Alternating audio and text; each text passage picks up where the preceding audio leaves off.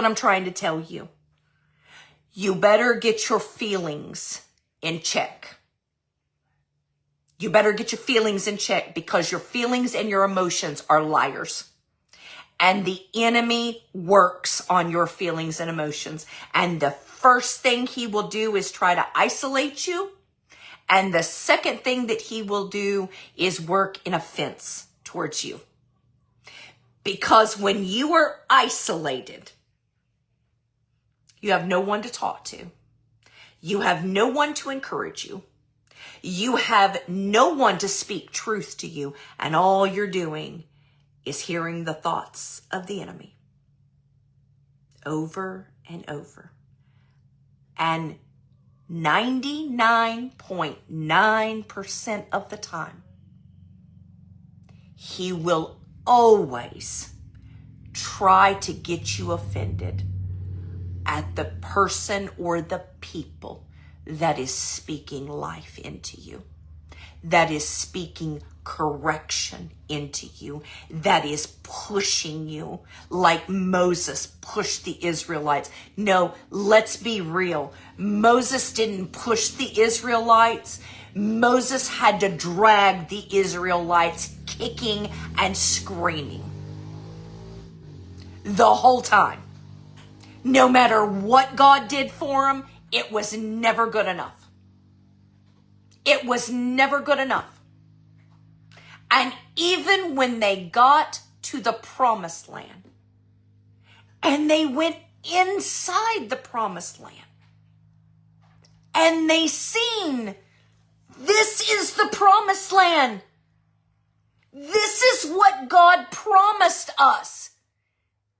They came back with grapes the size of your hand. They said, look at this fruit, for the evidence that was in the promised land. And yet the doubt. They said, yeah, we see all of that. But there's giants in that land. And we're just little grasshoppers. Could you imagine having the mentality of everything that the Israelites went through? Everything that they seen God do. You try to walk around for 40 years in the same shoes and them never wearing out. They walked around in the same shoes. God was even in that, dropping sweet manna from the sky at a certain time during the day. And quail, that was the best meat back then.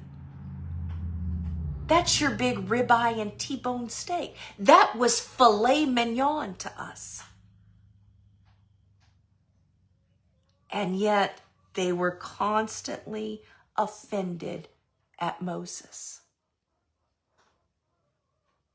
Moses would come down and say, God said we go here, we do this. And at first they're like, okay, all right, Moses, we'll follow you. And then when the getting got hard and something would come up against them, let's call it a spiritual attack, something come up against them, they're whining and murmuring and complaining and offended at Moses. Not only offended at Moses, but offended at Moses' God. Because they would say things to Moses like this: "You're God." See, God's always my God when the blessings are pouring in. But when the warfare begins and you're in a season of not understanding and you're walking and you don't hear God, because he's testing the heart. He's testing to see how far you can make it. And then you begin to say, your God got me into this. your God did this. It is the exact same way when you turn on a leader. It's the exact same way. And I'm telling you, when you do that, you'll bring a curse on your life.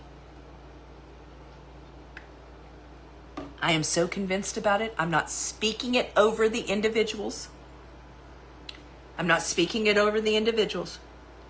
But I believe, just like Daniel Adams said, until you go back and make it right, you won't move any farther.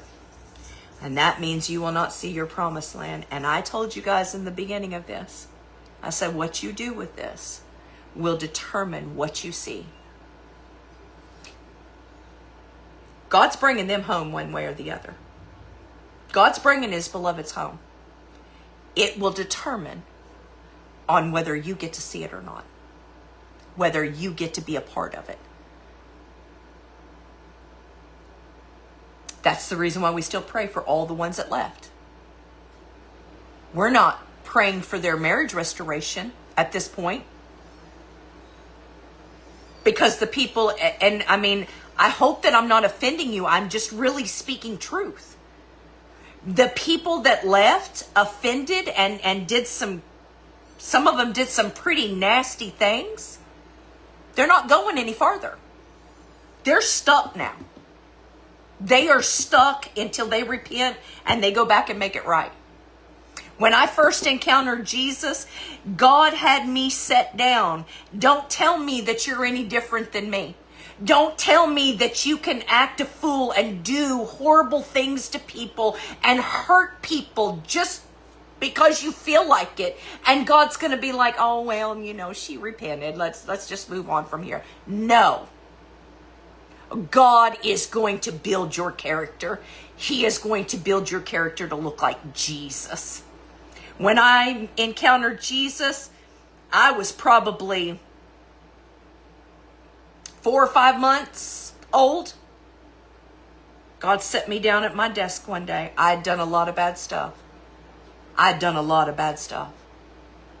And he had me start writing letters. Letters to the people that I had done wrong. One letter I had to write to a guy that I worked for, repenting and asking forgiveness that I stole money from his company. I could have went to prison by sending that letter. Don't tell me that you get away with it and I didn't. So, I don't even pray for marriage restoration for him anymore. I focus solely on the beloveds. I focus solely on their hearts and them encountering Jesus. I hope that helps someone tonight. You better be very, very, very careful of offense.